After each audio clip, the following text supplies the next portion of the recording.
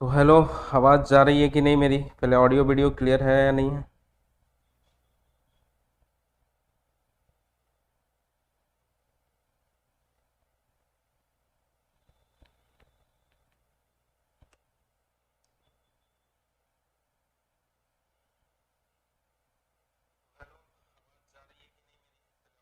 चलिए ठीक है।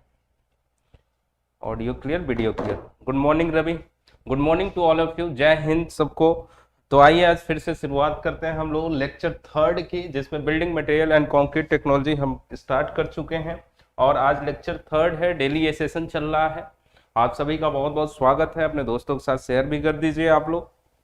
ज़्यादा से ज़्यादा लोग जुड़ेंगे तो ज़्यादा अच्छा रहेगा। बहुत इंपॉर्टेंट सेशन, बहुत अच्छा सेशन। तो बात करी जाए, अगर हमने बात कर ली है सीमेंट क्या है, कौन कौन से इंग्रेडिएंट हैं, ये volume of one bag cement, ये सारी कहानी हमने क्लास में कवर कर ली है। अब अगली बात जो आती है, बॉक्स कंपाउंड की भी बातें हमने कल के क्लास में कर ली थी। बॉक्स कंपाउंड भी कवर कर लिया था और ये भी बता दिया था कि कौन कौन से कंपाउंड हैं और क्या क्या काम है सबका। उसके अलावा मैंने आपको एक रिएक्शन दिखाया था, जिसमें दिखाया था कि CSS जेल जो है वो किस में ज्यादा बन रहा है, कैल्शियम हाइड्रोक्साइड किस में ज्यादा बन रहा है, कैल्शियम हाइड्रोक्साइड की क्या प्रॉपर्टी है, CSS जेल की क्या प्रॉपर्टी है। इन सारी बातों पे हम लोग बात कर चुके हैं डिटेल में।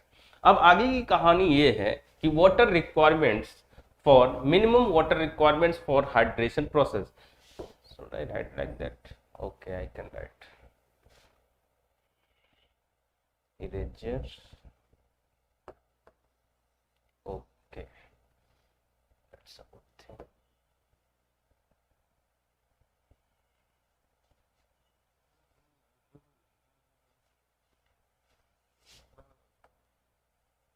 Yes, right.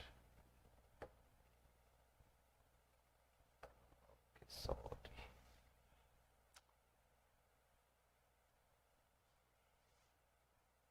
Wait a minute.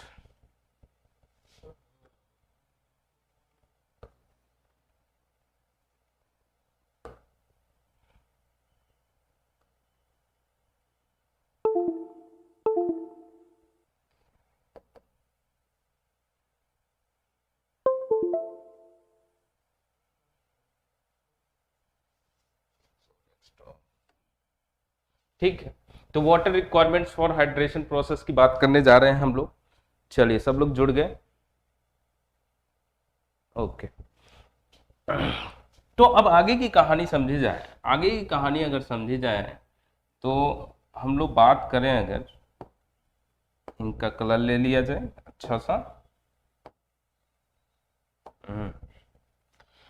तो हमें प्रॉपर तरीके से केमिकल रिएक्शन कराना है। अगर केमिकल रिएक्शन प्रॉपर तरीके से होगा तभी चारों कंपाउंड अच्छे से बनेंगे, और चारों कंपाउंड अगर अच्छे से बनेंगे, C3H C4F C3H C2H, तो वो अपना अपना रोल प्ले करेंगे।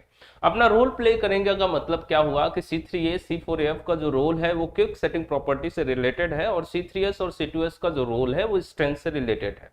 जिसमें C3H जो है वो अर्ली स्ट्रेंथ के लिए रिस्पॉन्सिबल होता है, C2H जो है लेट यानी अल्टीमेट यानी प्रोग्रेसिव यानी फाइनल स्ट्रेंथ के लिए रिस्पॉन्सिबल होता है। और ये सारे ऑब्जेक्टिव क्वेश्चन के रूप में पूछे जाते हैं। तो ये सारी बातें हमने कवर कर ली। अभी जो रिएक्शन हो, इसके लिए प्रॉपर रिएक्शन होना चाहिए। प्रॉपर रिएक्शन के लिए हमें मिनिमम कितना वाटर चाहिए? तो अगर आप देखें यहाँ पे, अगर आप चाहते हैं कि प्रॉपर तरीके से केमिकल रिएक्शन हो इसके अंदर, सीमेंट के अंदर, तो आपको मिनिमम जो वाटर लेना पड़ता है वो कितना लेना पड़ता है? 23% वाटर लेना पड़ता है। अब 23% किसका? 23% वाटर जो लेना पड़ता है वो सीमेंट वेट का लेना पड़ता है। सीमेंट वेट का लेना पड़ता है। आपने बोला ये कहां से आया? देखिए, मैंने आपको जब कल के क्लास में रिएक्शन दिखाया था, C3H और C2H का रिएक्शन दिखाया था, तो वहां पे बताया था कि C3H के लिए जो वाटर चाहिए होता है वो 24% चाहिए होता है, और C2H के लिए जो वाटर चाहिए होता है 21% चाहिए होता है। बाकियों के लिए इससे कम ही होता है। यानी अगर देखा जाए तो अप्रोक्सीमेटली इतना वाटर आपको रखना पड़ेगा। तो इन्हीं का एक वैल्यू ले लिया है हमने, कितना? 23%। ये मान के चला है कि अगर 23% वाटर लेंगे तो सारे कंपाउंड के लिए जो रिएक्शन है वो प्रॉपर तरीके से हो जाएगा। इसलिए हम लोग 23% लेकर के चलते हैं। ठीक है, केमिकल रिएक्शन हो जाएगा इसमें प्रॉपर तरीके से। लेकिन बात समझिएगा जरा, केमिकल रिएक्शन तो हो जाएगा, लेकिन अब क्या होता है कि जो पेस्ट बनता है उस पेस्ट के अंदर सीएसएच जेल बनता है, कल की क्लास में हमने बात करी थी। अब सीएसएच जेल जो बनता है उसके अंदर पोर्स होते हैं, खाली जगह होते हैं। अब वो पोर्स क्या होंगे, सेचुरेट होने चाहिए। अब सेचुरेट अगर नहीं है, पोर्स हैं, तो वो क्या करेंगे, अपने आप को सेचुरेट करेंगे। किसके थ्रू सेचुरेट करेंगे, इस वाटर के थ्रू सेचुरेट करेंगे, जो वाटर आपने ऐड किया है। तो वाटर के थ्रू वो क्या करेंगे, सेचुरेट करेंगे।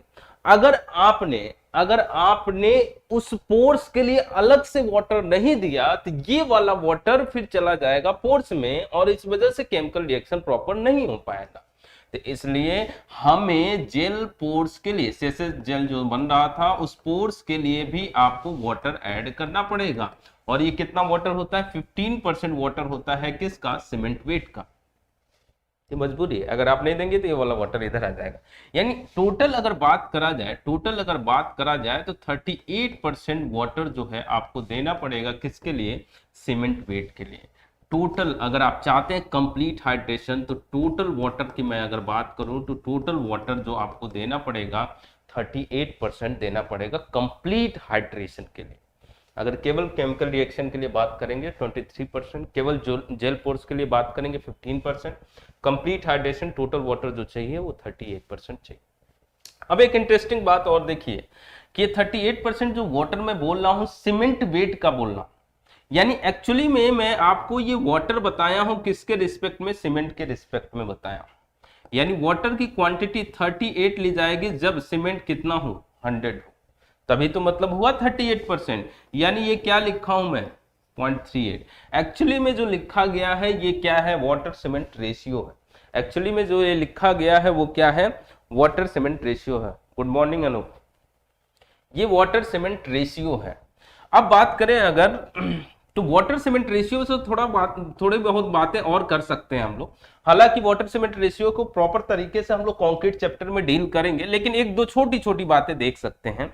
जैसे अगर आप वाटर सीमेंट रेशियो को इंक्रीज करोगे कंक्रीट के अंदर तो स्ट्रेंथ पे क्या फर्क पड़ेगा, बहुत सिंपल सी ऑब्वियस सी बात है। वाटर सीमेंट रेशियो इंक्रीज करोगे, वाटर ज्यादा होगा, सीमेंट कम होगा, स्ट्रेंथ क्या हो जाएगा, रिड्यूस हो जाएगा। बच्चे को पता है, और बच्चे को पता है फिर भी ये क्वेश्चन गलत कर देते हैं लोग, आता है एग्जाम में। वाटर सीमेंट रेशियो अगर आप डिक्रीज करेंगे तो इस कंडीशन में क्या होगा, स्ट्रेंथ बढ़ने के चांसेस क्या हो जाएंगे, ज्यादा हो जाएंगे। लेकिन ध्यान दीजिएगा जरा, मैं आपको क्या बताना चाह रहा हूं, आपकी तो यही कोशिश रहेगी कि कंक्रीट के अंदर स्ट्रेंथ को इंक्रीज किया जाए, जिस वजह से वाटर सीमेंट रेशियो को डिक्रीज किया जाए। वाटर सीमेंट रेशियो को अगर आप डिक्रीज करेंगे तो ये भी ध्यान रखना होगा कि अगर आप ज्यादा डिक्रीज करेंगे, गुड मॉर्निंग रोहित, तो अगर आप जो है इसको डिक्रीज करेंगे तो उस कंडीशन में होगा क्या, वाटर सीमेंट रेशियो अगर आप डिक्रीज करेंगे तो स्ट्रेंथ तो इंक्रीज होगा, लेकिन एक टाइम के बाद क्या होगा, वाटर कम पड़ जाएगा। यानी अगर आप रेशियो डिक्रीज कर रहे हैं, अल्टीमेटली वाटर की क्वांटिटी रिड्यूस हो रही है, तो वाटर इससे कम नहीं यूज कर सकते हो आप, ये मैंने बता दिया आपको। तब इससे कम जाओगे तो केमिकल रिएक्शन ही नहीं होगा प्रॉपर, तो स्ट्रेंथ कहां से बढ़ेगा। तो इसलिए मिनिमम वाटर रिक्वायरमेंट आपको बताया गया। लेकिन अब थोड़ा सा प्रैक्टिकली बात कर ले हम लोग, प्रैक्टिकली क्या डील करते हैं हम लोग, हाँ एकदम सही रोहित। तो प्रैक्टिकली हम लोग कैसे करें इस समस्या का समाधान कैसे करें। देखिए अगर जेल पोर्स को रिमूव कर दिया जाए तो इसके लिए वाटर देने की जरूरत नहीं पड़ेगी। जेल पोर्स को अगर रिमूव कर दिया जाए तो इसके लिए वाटर देने की जरूरत नहीं पड़ेगी। जब ये वाटर नहीं देने की जरूरत पड़ेगी तो अल्टीमेटली वाटर क्वांटिटी कम हो जाएगा, और वाटर क्वांटिटी अल्टीमेटली अगर कम हुआ तो वाटर सीमेंट रेशियो क्या हो जाएगा, डिक्रीज हो जाएगा, और डिक्रीज होगा तो स्ट्रेंथ क्या हो जाएगा, इंक्रीज हो जाएगा। हमें केमिकल रिएक्शन भी प्रॉपर तरीके से कराना है, उसके साथ साथ वाटर सीमेंट रेशियो को डिक्रीज करना है, तभी स्ट्रेंथ को बढ़ाना है। यही एक उपाय है, जेल पोर्स को खत्म करो, वो तब केमिकल रिएक्शन प्रॉपर तरीके से होगा, इतने ही कम पानी पे, और स्ट्रेंथ भी क्या हो जाएगा, बढ़ जाएगा। यही प्रैक्टिकली करते भी हम लोग क्या करते हैं, कॉम्पैक्शन करते हैं प्रॉपर तरीके से अगर कॉम्पैक्शन करोगे तो जेल पोर्स खत्म हो जाएंगे, और जेल पोर्स के लिए वाटर की रिक्वायरमेंट भी खत्म हो जाएगी। तो उस कंडीशन में हम लोग कम पानी पे भी काम कर सकते हैं और स्ट्रेंथ को बढ़ा सकते हैं। तो ये कॉन्सेप्ट हम लोग यूज करते हैं एकदम। Good morning Pradeep, good morning Ajit. तो ये कहानी है। तो अब इसके लिए क्या करेंगे हम लोग, प्रॉपर तरीके से कॉम्पैक्शन करेंगे, जिस वजह से वाटर सीमेंट रेशियो कम हो जाएगा। लेकिन ये ध्यान रखेंगे जेल पोर्स बहुत कम भी नहीं कर सकते हैं आप, मतलब 100% खत्म नहीं कर सकते हैं कॉम्पैक्शन के साथ भी, तो इसमें कुछ ना कुछ बचेगा, कितना भी अच्छे से कॉम्पैक्शन कर ले 100% जेल पोर्स कभी रिमूव नहीं हो सकते हैं। तो जनरली अगर देखा जाए तो वाटर सीमेंट रेशियो 0.3 यूज कर सकते हैं आप, 0.3 यूज कर सकते हैं आप। उस कंडीशन में 23% वाटर होगा और 7% अभी भी वाटर होगा जेल पोर्स के लिए। तो प्रैक्टिकल सिचुएशन, चलिए आपको इस तरीके से लाइन मिलेगा, ध्यान दीजिएगा। केमिकल रिएक्शन के लिए इतना, और कंप्लीट केमिकल रिएक्शन या कंप्लीट हाइड्रेशन के लिए पूछेगा तो 38%, ये कहानी है। चलिए, तो यहां तक की बेसिक कहानी हमने फंक्शन ऑफ सीमेंट समझ लिया। अगर फंक्शन समझ लिया, देखिए अब कैसे रिलेट करेंगे आगे चल करके, आप बहुत सारे सीमेंट को पढ़ने वाले हैं। फॉर एग्जांपल मैं कुछ अगर एग्जांपल लूं, जैसे लो हीट सीमेंट को पढ़ने वाले हैं आप, रैपिड हार्डनिंग सीमेंट को पढ़ने वाले हैं, तो अगर ओपीसी का फंक्शन आपको प्रॉपर तरीके से पता है तो बाकी सारे सीमेंट का फंक्शन यानी बाकी सीमेंट कैसे बनेगा ये आसानी से बता सकते हैं। जैसे अगर मुझे लो हीट सीमेंट बनाना है, नाम से ही लग रहा है लो हीट सीमेंट, जिस सीमेंट में हीट क्या है, कम है वो। अब इस सीमेंट में हीट कम करना है यानी हीट ऑफ हाइड्रेशन कम करना है। अब पिछले सीमेंट में यानी ओपीसी में हमने जाना है कि 4 कंपाउंड बन रहे हैं, उनमें सबसे ज्यादा हीट जनरेट करने वाला कंपाउंड जो है वो कौन सा है, C3A है। उससे कम कौन सा है, C3S है। उससे कम कौन सा है, C4AF है। और सबसे कम कौन सा है, C2S है। अगर मुझे पता है कि ओपीसी में इस तरीके से हीट जनरेट हो रहा है तो उन्हीं उन्हीं कंपाउंड को मैं कंट्रोल करूंगा और लो हीट सीमेंट बना दूंगा। तो अगर लो हीट सीमेंट बनाना है तो ओपीसी में जाइए और ओपीसी में जो ज्यादा हीट जनरेट कर रहे हैं उनको कम कर दीजिए, जो ज्यादा हीट जनरेट कर रहे हैं उनको कम कर दीजिए, और जो कम हीट जनरेट कर रहे हैं उनको बढ़ा दीजिए। बस बन गया लो हिट सीमेंट। अगर ओपीसी का फंक्शन आपको पता है तभी तो आप बता पाओगे, तभी तो आप बता पाओगे। एकदम सही। C3A और C3S को हम लोग क्या करेंगे, रिड्यूस करेंगे। एकदम सही रोहित, C3A और C3S को हम लोग रिड्यूस करेंगे। यही कहानी अगर मैं रैपिड हार्डनिंग सीमेंट में भी बात करूं तो वहां पे भी बात कर सकते हैं आप। रैपिड हार्डनिंग सीमेंट अगर ओपीसी का फंक्शन पता है आपको, ओपीसी का फंक्शन पता है तभी आप जो है रैपिड हार्डनिंग सीमेंट में भी बात कर पाओगे। ओपीसी में पता है कि कौन जो है कंपाउंड स्ट्रेंथ जल्दी देता है, कौन बाद में देता है। कौन कंपाउंड स्ट्रेंथ जल्दी देता है, C3S जल्दी देता है, C2S लेट स्ट्रेंथ के लिए रिस्पॉन्सिबल होता है। तो रैपिड हार्डनिंग सीमेंट चाहिए यानी स्ट्रेंथ आपको जल्दी चाहिए, स्ट्रेंथ जल्दी चाहिए तो ओपीसी में ध्यान दीजिए, जो स्ट्रेंथ जल्दी दे रहा है उसको इंक्रीज कर दीजिए। कौन स्ट्रेंथ जल्दी दे रहा है, C3S जल्दी दे रहा है। एकदम सही। और C2S जो है लेट दे रहा है तो इसको क्या कर दीजिए, डिक्रीज कर दीजिए। तो मेरे कहने का मतलब यह है कि अगर आपको ओपीसी का फंक्शन पता है तब बाकी सीमेंट बनाना थोड़ा बहुत आसान हो जाता है। जैसे मैंने कुछ एग्जांपल्स भी आपको यहाँ पे दिए। आगे हम लोग टाइप्स ऑफ सीमेंट में एक एक करके सारी बातें कवर करेंगे, बस आपको रिलेट करने के लिए मैंने बता दिया। चलिए ठीक है। अब आगे चले हम लोग, आगे चलते हैं, बात समझते हैं जरा बहुत ही अच्छे पॉइंट पे, testing of cement. Testing of cement, अब टेस्टिंग ऑफ सीमेंट अगर बात करेंगे तो यहां से बहुत अच्छे अच्छे क्वेश्चन, देखिए चैप्टर ही बहुत इंपॉर्टेंट, एक एक लाइन बड़ा इंपॉर्टेंट है। और जो इस बात को समझ गया ना, एकदम सही, रोहित का जवाब एकदम सही आ रहा है। तो यहां से बहुत सारे क्वेश्चन मिल जाते हैं और जो भी बातें बताने जा रहा हूं सबसे क्वेश्चन आपको मिल जाएगा, सबसे क्वेश्चन मिल जाएगा। ठीक है, चलिए। तो इसमें टेस्टिंग जो है हम लोग दो तरीके से करते हैं, एक फील्ड मेथड है और एक लैब मेथड है। एक फील्ड मेथड है और एक लैब मेथड है। ठीक है, तो फील्ड मेथड में अगर बात करा जाए और लैब मेथड में अगर बात करा जाए, ये बहुत पॉइंटर छोटा हो जाएगा ना, दिखेगा नहीं आप लोगों को।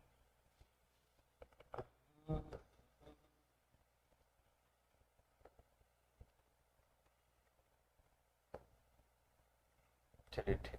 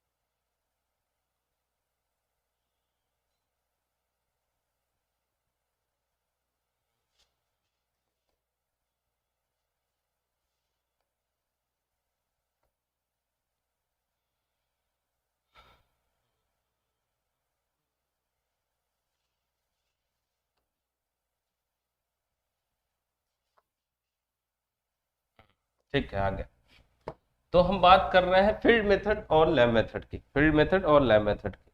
चलिए ठीक है, तो फील्ड मेथड और लैब मेथड में अगर बात करा जाए, सबसे पहले फील्ड मेथड को समझ लेते हैं। फील्ड मेथड को समझ लेते हैं हम लोग। देखिए, फील्ड मेथड में बिना किसी इक्विपमेंट के करना है। आप क्या क्या चीजें चेक कर सकते हैं, आप क्या क्या चीजें चेक कर सकते हैं। सबसे पहले कलर देख सकते हैं, कलर कैसा होना चाहिए। कलर कैसे, देखिए इतने लोग वॉचिंग कर रहे हैं और लाइक आए हैं सिर्फ 3। तो फील्ड मेथड में अगर बात करें, क्या क्या चीजें चेक कर सकते हैं आप। अब यहाँ पे सबसे पहले कलर देख सकते हैं, कलर कैसा होना चाहिए, uniform greenish grey in colour, grey in colour. Channel को सब्सक्राइब कर लीजिएगा, डेली का रहेगा ये, डेली क्लासेस रहेंगी। Uniform greenish grey in colour. Next और क्या देख सकते हैं आप, और क्या देख सकते हैं आप, एकदम सही ग्रे इन कलर। और क्या देख सकते हैं, जब आप सीमेंट को अपने उंगलियों के बीच में रब करेंगे तो कैसा होना चाहिए, स्मूथ होना चाहिए। Feel smooth, feel smooth, smooth when cement is rubbed between fingers, rubbed between fingers। चलिए और क्या बता सकते हैं आप, बिना किसी इक्विपमेंट के और क्या बता सकते हैं आप। जब आप सीमेंट के बैग में या सीमेंट का हम्प हो उसमें हैंड इंसर्ट करेंगे, हैंड इंसर्ट करेंगे, एकदम सही रोहित, हैंड इंसर्ट करेंगे तो कैसा होना चाहिए, कूल या वार्म, कूल होना चाहिए। So when hand is inserted, when hand is inserted in bag of cement, in bag of cement, in bag of cement, it should feel cool, it should feel cool, feel cool। चलिए और क्या बता सकते हैं आप, और क्या बता सकते हैं। जब आप सीमेंट को एक बकेट है जो पानी से भरा हुआ है, हाँ कोल्डनेस, एकदम सही। आप अगर सीमेंट को फेंकेंगे, एक बकेट है जो पानी से भरा हुआ, उसमें फेंकेंगे तो सीमेंट क्या होना चाहिए, पहले तो धीरे धीरे थोड़ा बहुत तैरना चाहिए, फिर धीरे धीरे कहां चला जाना चाहिए, नीचे जाना चाहिए, सडनली संक नहीं करना चाहिए। बात समझ में आ रहा है। सो when cement is thrown in bucket of water, when cement is thrown in bucket of water, in bucket of water, it should sink slowly, it should sink slowly, it should sink slowly। बात समझ में आ रहा है। कोई भी lumps नहीं होना चाहिए, free from lumps, free from lumps. ये सब बातें हो गई फील्ड टेस्ट की, जिसमें कोई इक्विपमेंट यूज नहीं कर रहे हैं आप। सीमेंट को वाटर में डालने पर धीरे धीरे नीचे चला, हाँ एकदम सही, एकदम सही रोहित। तो ये सब बातें हैं जो फील्ड में देख सकते हैं आप, बिना किसी इक्विपमेंट के देख सकते हैं। अब बातें करें हम लोग लैब मेथड में। देखिए लैब मेथड में क्या होगा, लैब मेथड में अगर आप बात करेंगे तो यहाँ पे दो मेथड है।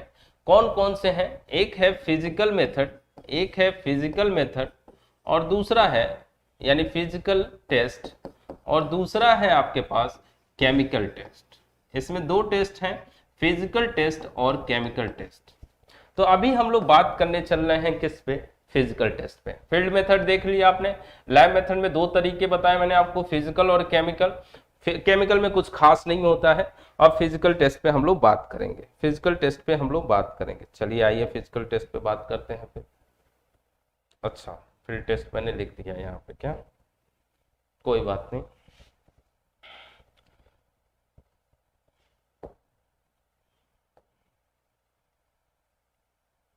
ये कहाँ चला गया,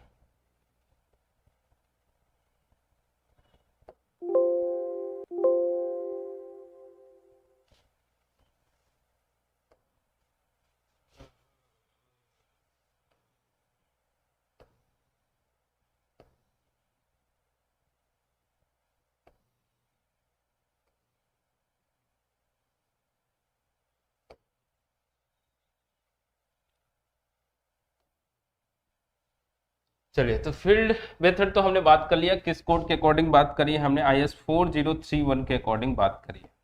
चलिए, ये तो बात कर लिया हमने। अब दूसरा जो मेथड है हमारे पास वो क्या है, लैब मेथड है। लैब मेथड पे बात करते हैं हम लोग।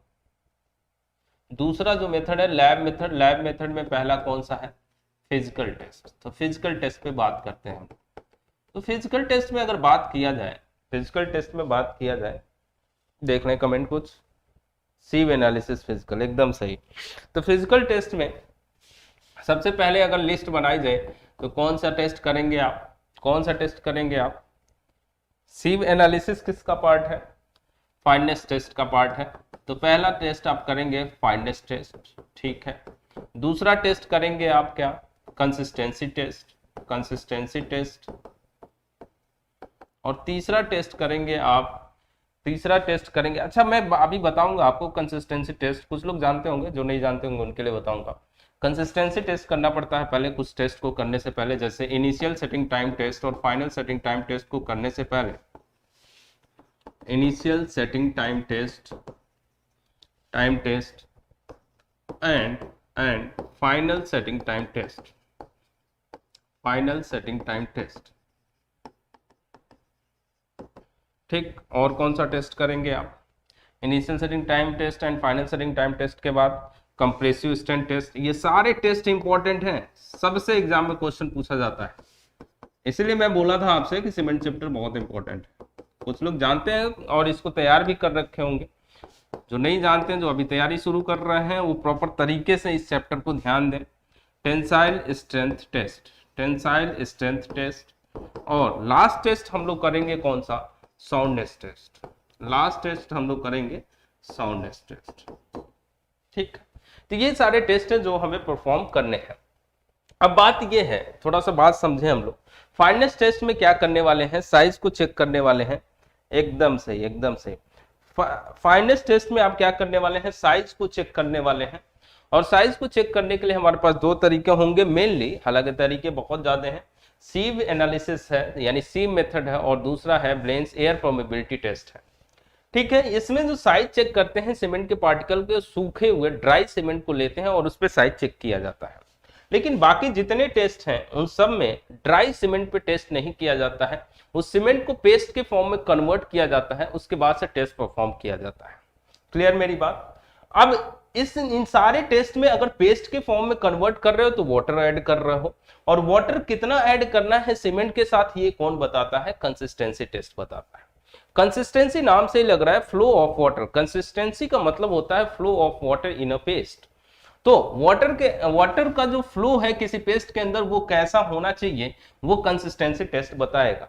यानी यहां से जो हम लोग पता करेंगे, कंसिस्टेंसी टेस्ट से जो हम लोग पता करेंगे, हम लोग जो पता करेंगे वो क्या पता करने वाले हैं, वो पता करने वाले हैं एक्चुअली हम लोग स्टैंडर्ड और नॉर्मल कंसिस्टेंसी, नॉर्मल कंसिस्टेंसी, जिसे हम लोग डिनोट करेंगे किससे, P से डिनोट करेंगे, जिसे हम लोग डिनोट करेंगे किससे, P से डिनोट करेंगे।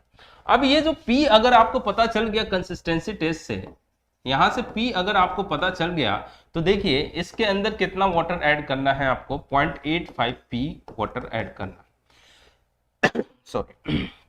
कंप्रेसिव स्ट्रेंथ टेस्ट के अंदर कितना वाटर ऐड करना है, P/4 + 3% वाटर ऐड करना है। टेंसाइल स्ट्रेंथ टेस्ट के अंदर कितना वाटर ऐड करना है, P/5 + 2.5% वाटर ऐड करना है। और साउंडनेस टेस्ट के अंदर कितना वाटर ऐड करना है, 0.78 P वाटर ऐड करना है। इन सारे टेस्ट में, चारों टेस्ट में देखिए P अननोन है, P अननोन है, P अननोन है।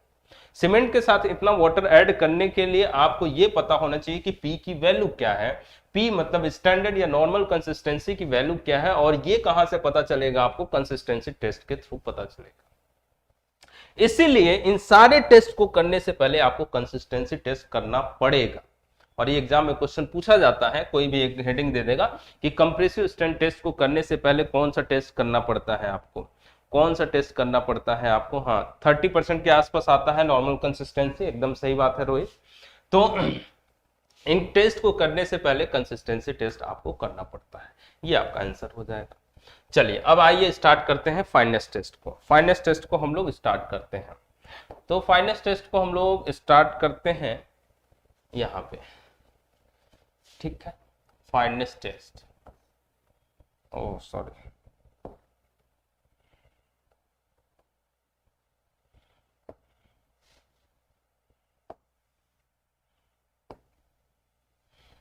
तो पहला है फाइनेस टेस्ट।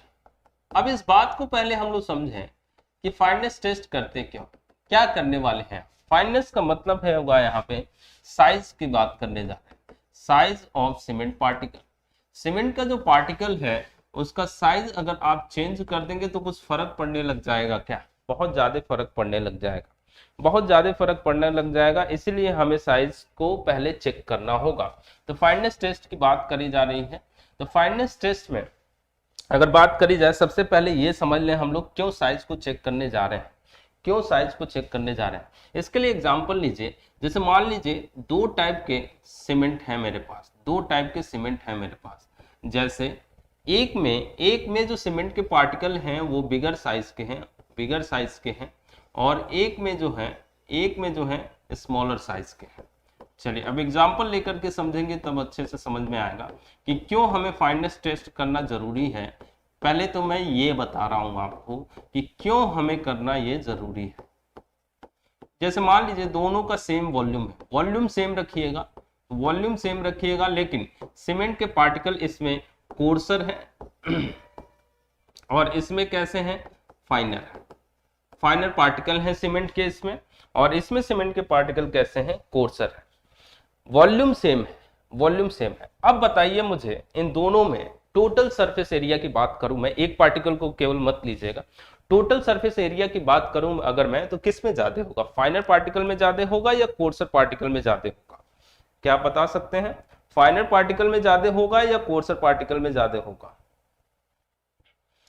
फाइनर पार्टिकल में ज्यादा होगा टोटल सरफेस एरिया या कोर्सर में होगा, रिप्लाई करो।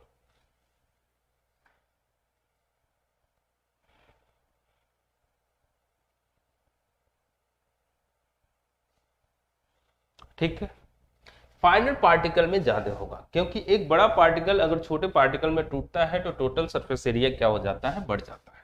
तो टोटल सरफेस एरिया की अगर मैं बात करूं तो वो ज्यादा मिलेगा आपको किस में, फाइनर पार्टिकल में। अब आगे कहानी समझते जाइए। अगर सरफेस एरिया इसमें ज्यादा है, तो सरफेस एरिया ज्यादा है तो वाटर दोनों में ऐड करूंगा, दोनों सीमेंट ही है, तो अगर वाटर ऐड करूंगा, हाँ फाइनल में एकदम सही रोहित। तो अब क्या हुआ, वाटर जब मैं ऐड करूंगा दोनों में तो रिएक्शन के लिए सरफेस एरिया जो ज्यादा मिलेगा वो फाइनल में मिलेगा। जब रिएक्शन के लिए ज्यादा सरफेस एरिया इसमें मिलेगा तो रिएक्शन तेज होगा किसके अंदर, फास्ट रिएक्शन होगा किसके अंदर, फाइनल के अंदर। क्यों फास्ट रिएक्शन हो रहा है, क्यों फास्ट हाइड्रेशन हो रहा है, क्योंकि यहाँ पे मैक्सिमम एरिया अवेलेबल है, सरफेस एरिया अवेलेबल है केमिकल रिएक्शन के लिए।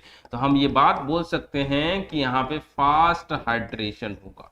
जब हाइड्रेशन फास्ट होगा तो सेटिंग टाइम पे क्या फर्क पड़ेगा, जब सारा चीज जल्दी जल्दी होगा, रिएक्शन जल्दी जल्दी होगा तो सेटिंग टाइम भी क्या हो जाएगा, कम हो जाएगा, यानी जल्दी सेट हो जाएगा क्योंकि सारा काम जल्दी हो रहा है। स्ट्रेंथ भी आपको जल्दी मिलेगा, स्ट्रेंथ जल्दी मिलेगा मतलब, स्ट्रेंथ जल्दी मिलेगा मतलब अर्ली स्ट्रेंथ, अर्ली स्ट्रेंथ। ठीक है, बातें इतनी समझ में आ रही हैं। ये सारी कहानी मैं किसके बारे में बता रहा हूं, फाइनल पार्टिकल के बारे में बता रहा हूं। अच्छा अब क्या होगा, और बातें समझें अगर आप, जितना फाइनल पार्टिकल होगा उतना ही कोहेसिवनेस भी ज्यादा होगा। अच्छा ये भी बात समझ लीजिएगा, कोहेसिवनेस ज्यादा होगा। अब कोहेसिवनेस ज्यादा होगा इस वजह से ये बात भी बोला जा सकता है कि वो पेस्ट जो बनेगा उसके अंदर परमिबिलिटी के जो चांसेस हैं, परमिबिलिटी जानते हैं ना, सॉइल पढ़ रहे होंगे शायद आप, तो परमिबिलिटी के जो चांसेस हैं वो क्या हो जाएंगे, कम हो जाएंगे।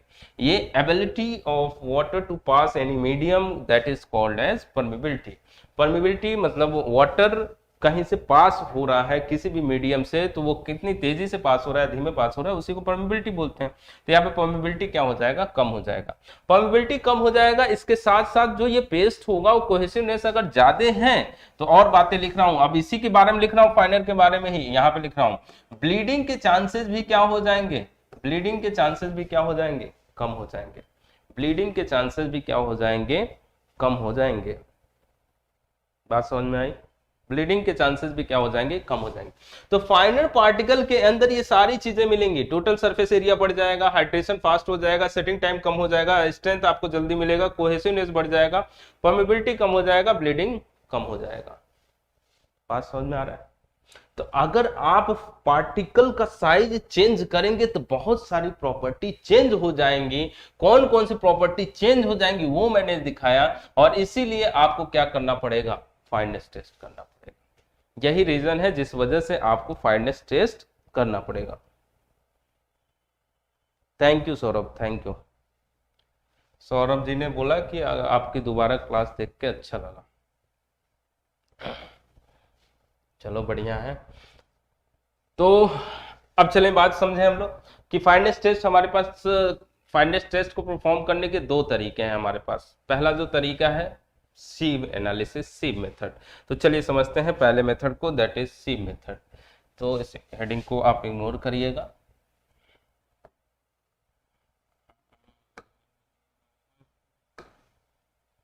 तो अभी बात कर रहे हैं हम लोग सीव मेथड। पहला जो तरीका है आपके पास वो है सीव मेथड। तो सीव मेथड में बात करते हैं हम लोग। बहुत आसान सा मेथड है, बहुत आसान सा मेथड है, बहुत आसान सा मेथड है। सीव एनालिसिस करना है, सीव को लेना है। अब सीव जो लेंगे यहाँ पे, वो सीव का साइज क्या होगा, 90 माइक्रोन सीव होगा। यहाँ पे जो सीव लिया जाएगा वो साइज क्या होगा, 90 माइक्रोन सीव होगा यहाँ पे, ठीक है। इसे 9 नंबर सीव भी बोला जाता है, अगर आपकी जानकारी के लिए 9 नंबर सीव भी बोला जाता है इसे। अब क्या करेंगे आप, सीमेंट का पार्टिकल लेंगे, यानी सीमेंट सैंपल लेंगे आप। सीमेंट सैंपल जो लेंगे वो जनरली कितना लिया जाता है, 100 ग्राम लिया जाता है। इस 100 ग्राम सीमेंट सैंपल को हम लोग इस 90 माइक्रोन सीव पे ले जाएंगे और अच्छे से सेक करेंगे। सेक करेंगे का मतलब क्या हुआ, इसे अच्छे से सेक करने का मतलब क्या हुआ कि प्रॉपर तरीके से clockwise, anti clockwise, ups and down, हर एक डायरेक्शन में आपको सेक करना है 15 मिनट तक। जिस वजह से होगा क्या, जिस वजह से सीमेंट के जो पार्टिकल होंगे वो अपने साइज के बेसिस पे कुछ शायद 90 माइक्रोन से पास हो जाएंगे और कुछ जो होंगे वो 90 माइक्रोन सीप पे रुक जाएंगे। सर आप बहुत लॉजिक से समझाते हैं और हमें इंटरव्यू के क्वेश्चन बताते जाना साथ साथ में। एकदम सही रोहित, थैंक यू पहली बात तो। और दूसरी बात, जितना हो सकेगा मैं सारी चीज़ें आपको बताऊंगा। इसके बाद से और सब्जेक्ट भी लेके आ रहे हैं यहाँ पे, तो अगर आप लोग इस चैनल से जुड़ेंगे तो फ़ायदा ही होगा, नुकसान नहीं होगा। और कुछ क्वेश्चंस भी लेकर के आ रहे हैं और जितना हो सकेगा उतना मेहनत किया जाएगा। तो 15 मिनट तक सेक करा जाएगा। सेक करने के बाद कुछ पार्टिकल पास हो जाएंगे, कुछ पार्टिकल रिटेन हो जाएंगे। जो पार्टिकल रिटेन हो जा रहे हैं उसका वेट पता कर लीजिए आप, रिटेन्ड वेट पता कर लीजिए आप। और ये रिटेन्ड वेट जो होना चाहिए वो कितना होना चाहिए, मैक्सिमम रिटेन्ड वेट, यही बताया गया। बहुत सिंपल मेथड है ये, बहुत सिंपल मेथड है, लेकिन उतना एक्यूरेसी इसके अंदर नहीं होता है। Maximum retained weight for OPC कितना होना चाहिए, maximum retained weight for OPC, हाँ रिटेन्ड हो जाएगा।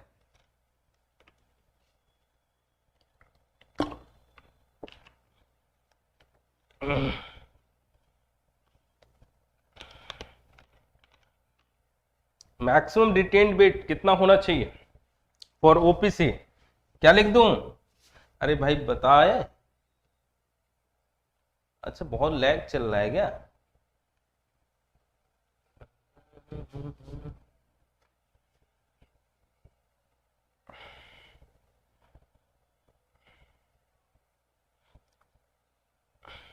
दस % होना चाहिए, 90% तो पास हो जाना चाहिए ना रोहित। मैक्सिमम रिटेन्ड वेट जो होगा वो 10%, इससे ज्यादा नहीं रुकना चाहिए। पास होने वाले कितने होने चाहिए, मिनिमम कितने होने चाहिए पास, 90%। 90% इस सीप से पास हो जाने चाहिए। और कुछ सीमेंट है उनके लिए भी बता सकते हैं मैक्सिमम रिटेन्ड वेट फॉर आप ओपीसी के अलावा कुछ और सीमेंट है, जैसे rapid hardening cement, PPC Portland pozzolana cement, rapid hardening cement, Portland pozzolana cement, इनके लिए कितना होना चाहिए, इनके लिए कितना होना चाहिए, एकदम सही, एकदम सही, 5% होना चाहिए, 5%। मैक्सिमम रिटेन्ड वेट इनके लिए कितना होना चाहिए, 5% होना चाहिए। हालांकि ये मेथड उतना एक्यूरेट नहीं है, हालांकि ये मेथड जो है उतना एक्यूरेट नहीं है, ज्यादा एक्यूरेसी जो मिलेगी आपको एयर परमेबिलिटी टेस्ट के अंदर मिलेगी, एयर परमेबिलिटी टेस्ट के अंदर मिलेगी। एकदम सही, एकदम सही। चलिए एयर परमेबिलिटी टेस्ट पे आइए, फिर एयर परमेबिलिटी टेस्ट पे आइए। स्लाइड की कमी लग रही है।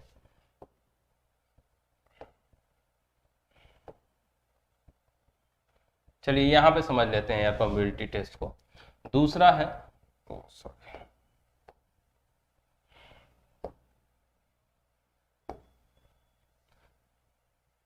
कल से थोड़ा स्मूथ हो जाएगा क्योंकि इसको यूज करने में तो अलग है ना। एयर परमेबिलिटी टेस्ट, चलिए एयर परमेबिलिटी टेस्ट में कैसे किया जाता है, इसमें स्पेसिफिक सरफेस एरिया पता करते हो आप, और स्पेसिफिक सरफेस एरिया बहुत ज्यादा इंपॉर्टेंट है। एकदम सही है सौरभ, अभी तक याद है पढ़ाया होगा, यही तो अच्छी बात है ना, याद रहना चाहिए। अब बार बार तुम्हें बिल्डिंग मटेरियल कंक्रीट टेक्नोलॉजी के लिए खोलना ना पड़े कॉपी, ऐसा कोशिश करना चाहिए। क्लास में एक बार पढ़ लोगे ढंग से, दोबारा खोलने की जरूरत नहीं पड़ेगी, हमेशा के लिए सही हो जाएगा। चलिए अब ऐसे ही जानकारी यहाँ पे भी देते हैं। एयर परमेबिलिटी टेस्ट में आप जो करने जा रहे हो, यहाँ पे साइज चेक करना है यहाँ पे भी, लेकिन यहाँ पे हम लोग साइज जो चेक करेंगे वो स्पेसिफिक सरफेस एरिया के थ्रू करेंगे, स्पेसिफिक सरफेस एरिया के थ्रू करेंगे। स्पेसिफिक सरफेस एरिया ही है, लेकिन स्पेसिफिक टर्म लग गया। स्पेसिफिक टर्म लग गया मतलब क्या हुआ कि ये सरफेस एरिया ही होता है, वही चीज है, लेकिन किसी स्पेसिफिक वॉल्यूम में या वेट में होता है। यानी नीचे रहेगा वॉल्यूम या फिर क्या लीजिए आप वेट, यानी इसका यूनिट जो होगा अभी के केस में जो हम लोग लेंगे सेंटीमीटर स्क्वायर ग्राम या फिर मीटर स्क्वायर पर केजी लेकर के चलते हैं हम लोग। यानी स्पेसिफिक सरफेस एरिया क्या हो गया, स्पेसिफिक जब भी शब्द आगे लगा हो, स्पेसिफिक वॉल्यूम मान लीजिए लिखा रहता तो वॉल्यूम ही होता, लेकिन किसी फिक्स वॉल्यूम या वेट में होता। कोई भी स्पेसिफिक लग गया तो नीचे यानी बात करी जा रही है किसी फिक्स वॉल्यूम या वेट में वो बातें करी जा रही हैं, इसका मतलब ये होगा। अभी यहाँ पे स्पेसिफिक सरफेस एरिया क्यों डिस्कस कर रहे हैं हम लोग, क्योंकि जो सीमेंट का पार्टिकल है उसका स्पेसिफिक सरफेस एरिया के थ्रू ही साइज हम लोग बता रहे हैं। कैसे बता रहे हैं भाई इस बात को, हो ये रहा है कि मैंने अभी थोड़ी देर पहले बताया कि सरफेस एरिया सीमेंट के पार्टिकल का अगर बढ़ेगा तो पार्टिकल उतना ही क्या है, फाइनर है। ये बातें हमने करी, यानी यहां पे अगर फाइननेस को चेक करना है तो इसके लिए आप उसका साइज नहीं चेक कर रहे हो, उसका क्या चेक कर रहे हो, सरफेस एरिया। जितना सरफेस एरिया ज्यादा होगा उतना ही, एकदम सही डेटा दिया है तुमने रोहित, एकदम सही डेटा दिया है,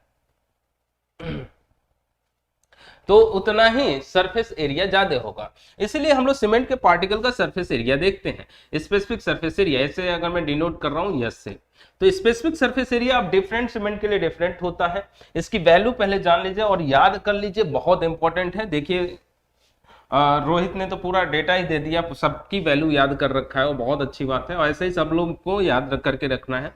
तो ऑर्डिनरी पोर्टलैंड सीमेंट के लिए स्पेसिफिक सरफेस एरिया कितना होता है, 2250 सेंटीमीटर स्क्वायर पर ग्राम, 2250 सेंटीमीटर स्क्वायर पर ग्राम। अब देखिए कैसे आप रिलेट कर सकते हैं इसको। ओपीसी के बाद आपने बात करी पीपीसी की, पोर्टलैंड पोज़ोलाना सीमेंट की। पोर्टलैंड पोज़ोलाना सीमेंट के लिए कितना होता है, 3000 सेंटीमीटर स्क्वायर पर ग्राम होना चाहिए। लो हीट सीमेंट, देखिए शॉर्ट फॉर्म में लिख रहा हूं मैं, लेकिन आपको बोल दे रहा हूं, ऑर्डिनरी पोर्टलैंड सीमेंट है ये, पोर्टलैंड पोज़ोलाना सीमेंट है ये, लो हीट सीमेंट है। लो हीट सीमेंट के लिए स्पेसिफिक सरफेस एरिया कितना होता है, 3200 सेंटीमीटर स्क्वायर पर ग्राम होता है। Rapid hardening cement RSC, rapid hardening cement के लिए कितना होता है, 3250 सेंटीमीटर स्क्वायर पर ग्राम होता है। ऐसे ही अगर बात करेंगे आप, 3250, यानी अब नेक्स्ट सीमेंट जो है हाइड्रोफोबिक सीमेंट की बात करी जाए, तो हाइड्रोफोबिक सीमेंट की बात करी जाए अगर, तो इसके लिए कितना होता है, 3500 सेंटीमीटर स्क्वायर पर ग्राम होता है, 3500 सेंटीमीटर स्क्वायर पर ग्राम होता है। IRST 40 सीमेंट के लिए कितना होता है, Indian railway slippers T40 cement के लिए कितना होता है? 3700 सेंटीमीटर स्क्वायर पर ग्राम होता है। Super sulphated cement, SSC JE ना समझ लेना, सुपर सल्फेटेड सीमेंट के लिए कितना होता है? 4000 सेंटीमीटर स्क्वायर पर ग्राम होता है।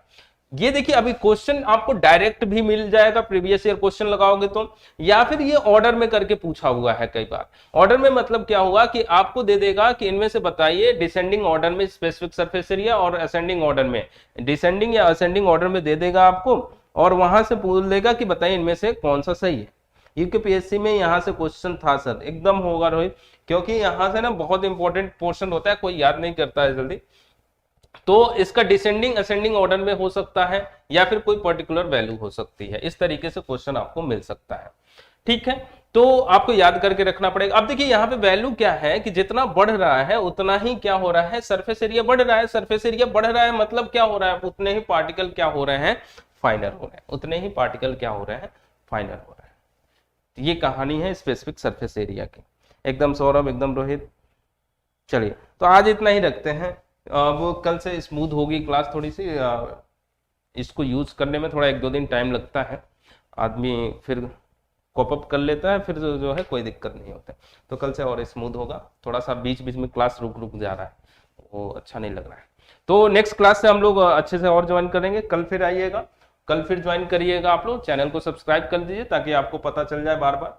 और वैसे मेरी क्लास डेली रहेगी, Monday to Saturday daily class रहेगी 10 PM to 11 PM। हालांकि ये टाइम हालांकि चेंज हो सकता है, लेकिन रहेगी जरूर डेली, ठीक है।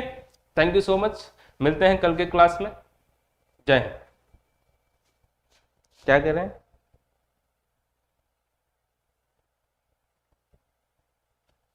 सर आपने बोला था इंट्रोडक्शन में से पेपर आ जाता है, याद कर लिया। एकदम सही है, लैग हो रही है वीडियो, हाँ ठीक है सौरभ, ठीक है रोहित, कल मिलते हैं। और आई होप रोहित यूकेपीएससी का पेपर अच्छा गया हो तुम्हारा। DSSB का एग्जाम भी है, हाँ सौरभ DSSB का एग्जाम है 27, 28, 29 को। देखो इसके लिए ना PYQ कर लो। बाकी मैंने स्ट्रेटजी देखो, अब इसका स्ट्रेटजी मैं कल के क्लास में फिर बता दूंगा। DSSB के लिए थोड़ा सा इसका अलग स्ट्रेटजी बनाना पड़ता है DSSB का। बाकियों की तरह अगर आप DSSB के एग्जाम की भी प्रिपरेशन कर रहे हो तो थोड़ा सा दिक्कत हो जाता है। बाकी मैं कल, अब अभी तो टाइम हो गया, कल DSSB के लिए थोड़ी बहुत बातें बता दूंगा, बहुत ज्यादा नहीं, थोड़ी बहुत बातें बताऊंगा, बस उतना ध्यान जरूर रखना। बाकी अपने मन से जो कर रहे हो वो तो करो ही, उसमें तो कोई दिक्कत है नहीं। NHPC का अच्छा गया था, अच्छा रोहित वाले में इंटरव्यू भी है, हाँ हाँ हाँ। चलो अब इंटरव्यू क्या है कि वो एक दिन की तैयारी से नहीं, एक दिन की तैयारी से नहीं होता है, जो है चल रहा है उसी में पढ़ते रहो। बाकी जो क्वेश्चन होंगे कुछ हम भी बताएंगे बीच बीच में। चलो मिलते हैं कल के क्लास में, थैंक यू सो मच।